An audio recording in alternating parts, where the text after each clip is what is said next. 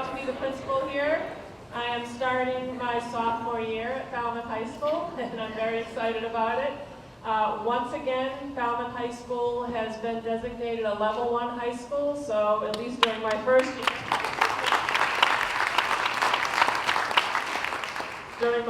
year, I did not sink the Clipper ship, so that was good news. And you know, the level 1 status really is about closing achievement gaps and how hard you families work to support us, how hard your students work, and how hard our teachers work. And we really appreciate everything that you do for us to help this school maintain that status.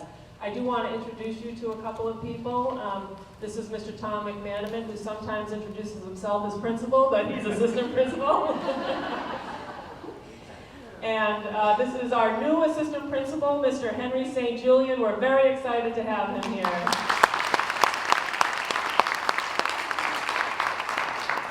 Mr. St. Julian spent 22 years in the Wareham Public Schools at Wareham High School, so this is a huge change for him, and we're very excited to have him here.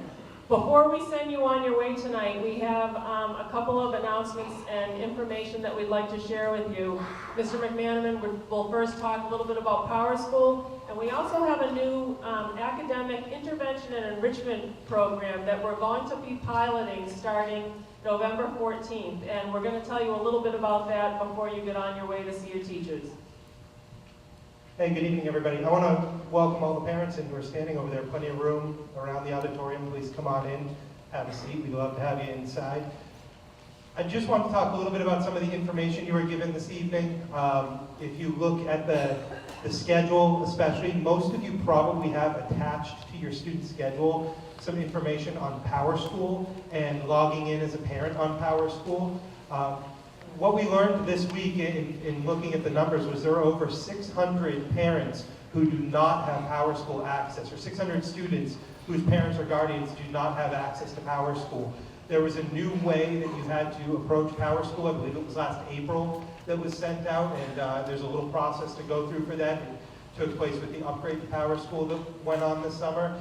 And so I'm here tonight just to advocate that you really sign up for that Power School parent portal log on. One of the reasons it's most advantageous for parents to sign on, I know a lot of parents sign on under their students' accounts.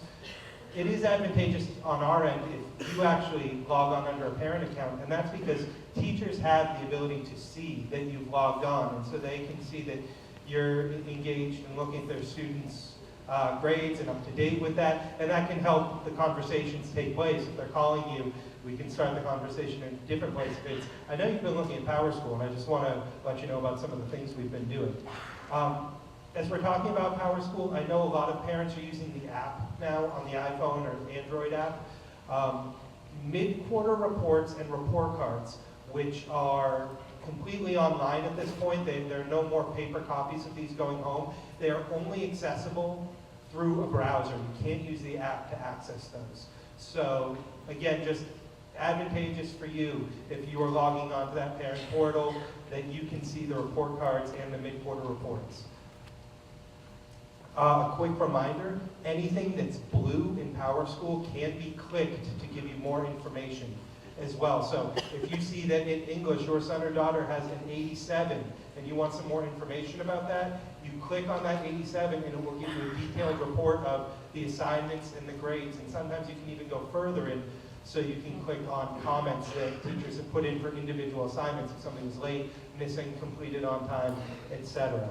And along with that, we just want to make sure you're familiar with the acceptable use policy. So if you did get that stapled packet, then the acceptable use policy is part of that as well. Please make sure you're familiar with that. If all you got was the student schedule, congratulations, you have already logged on to Power School.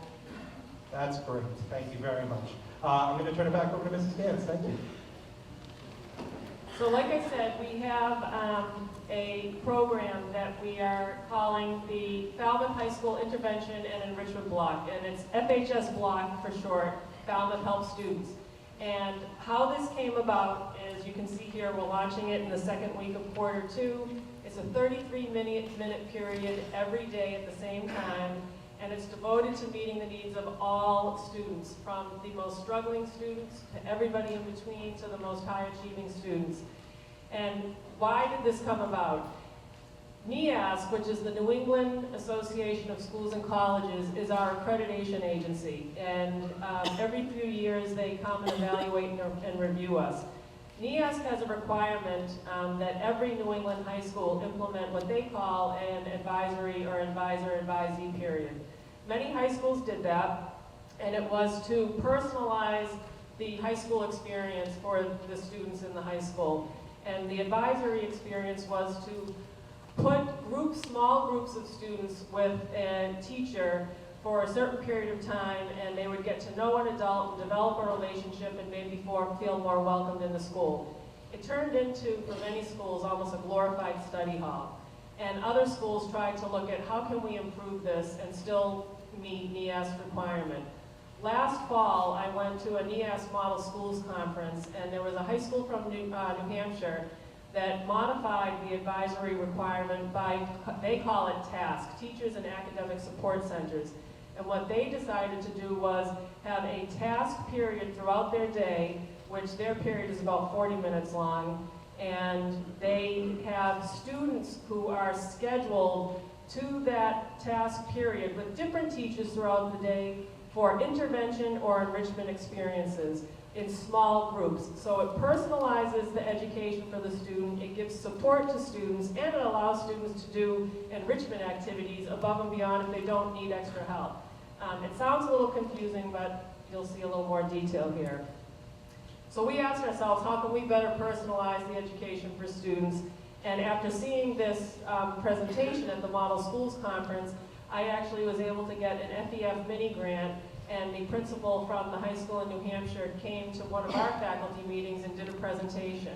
And our faculty were extremely impressed. We have yet to implement the NEASC requirement, but the next time we're under review, we need to do it. Under our last review in 2010, that was one thing that Falmouth High School does not yet have that we need to have. But we don't want to do something just to fulfill a requirement. We want to do something that is actually going to help and support our students. So we looked at integrating a period every day where we could have small groups of students with teachers getting support and enrichment opportunities. It's already, this school in New Hampshire kind of spearheaded this advisory type period. 30 schools in the New England area are already doing a similar thing. We did extensive research last year. There's a school in Lexington, Mass. that piloted it last year. I was in constant communication with that principal. There are bumps that we're sure to encounter. We'll have to tweak things. All the schools that have done it have encountered that. But in the end, all principals I've spoken to have said, after the first year of piloting it, students, teachers, and families all wanted it to stay because it was so beneficial. So here again, I'm just repeating myself. There's a NEASC requirement. We created a scheduling committee. After we had the New Hampshire principal come and do a presentation, I actually was fortunate enough to have several faculty members who volunteered their time to go up to that high school in New Hampshire to actually see it in action. And I very intentionally asked some people who were skeptical about the idea to go because I wanted real feedback. I didn't want to do this just because I'm the principal and I want to do it. I wanted everybody to feel that this was a good idea to do. And if it wasn't, then we weren't going to do it. I certainly wasn't going to shove it down everybody's throats. Those people came back just so excited about this and how it was working at that school. We then had another faculty meeting where we had those people who had visited the high school in New Hampshire get in pairs, and we rotated the rest of the faculty through those pairs. They had questions and answers, got feedback, and then we took a faculty vote. Should we or should we not pilot this next year and look into it further? And as you can see, we had 5 people undecided, 3 opposed, and 68 in favor. And I can tell you from talking to other principals, that's astounding. Other principals who were proposing this pilot said they were lucky if they had 50-50 or 60-40 in favor. So we are really invested in this and want it to work and are very positive about it. Mr. McManaman, do you want to describe this? Mr. McManaman is a scheduling genius, and with the input of people on the scheduling committee and also some math teachers who figured out we had shaved minutes off incorrectly. He came up with this schedule, and I'll have him describe it a little bit for you. Thanks. So we used to have this activity day period, which we used historically for things like pep rallies, larger events with speakers or something like that. And the way we got that time period without impacting just one instructional period was we would take a little bit of time from each class period. We would take about 5 minutes from each period. Over the course of 6 periods, it gives us 30 minutes in a day. So we use that as a jumping off point for us. We took 6 minutes from each class period, and we gained a block of time just over 30 minutes. We had to add one more passing period of 3 minutes in between there. And what we get every day is a 33-minute block, right in the middle of the day. So if we've got students who have late arrival because of an internship or leave early because of a senior internship, something like that, they can still access this period because we think it's that valuable. We've got 33 minutes every single day that we're going to use so that students can go to the teachers they need for the extra help, as Mrs. Gant said, for the enrichment opportunities, for our students who are struggling, for our students that take 4 AP classes, play 3 sports, are part of every club, that have no time after school or during the day to see their teachers. This period is for every single one of our students throughout the day.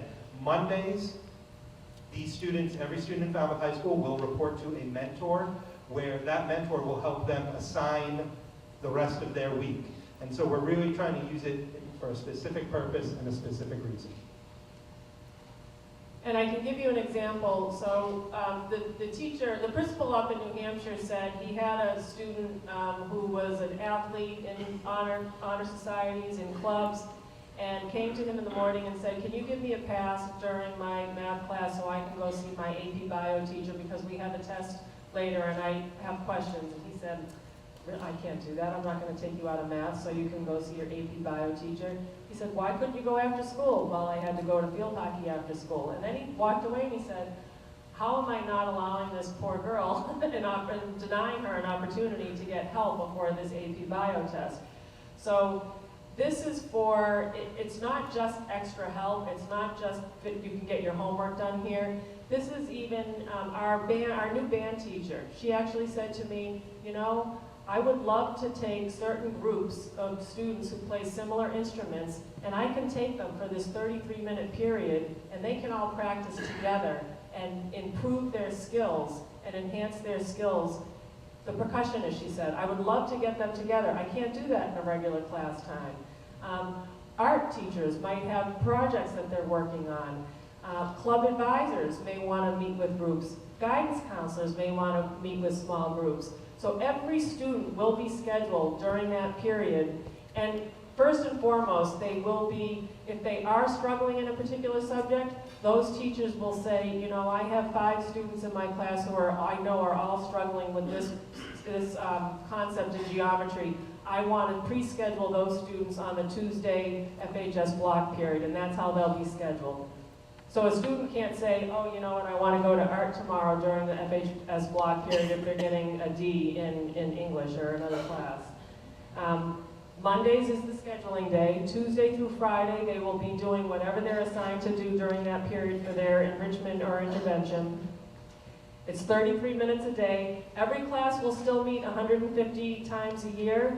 And mentors will have access. The way they will schedule them, they will actually have access to this students who 10 to 11 students with each mentor on Monday. So they're very small groups. Access to their grades, so they'll be able to see where the students may need to go for the rest of the week. We're going to monitor it very closely throughout the year. We'll actually be putting surveys out to you people, you families, to students to see how it's going. Honest feedback is clearly what we want. We don't want to keep doing this if it's not working. It has been shown in the other schools to have a very positive impact on academic achievement, behavior, and just students feeling supported and having good relationships with faculty in their schools.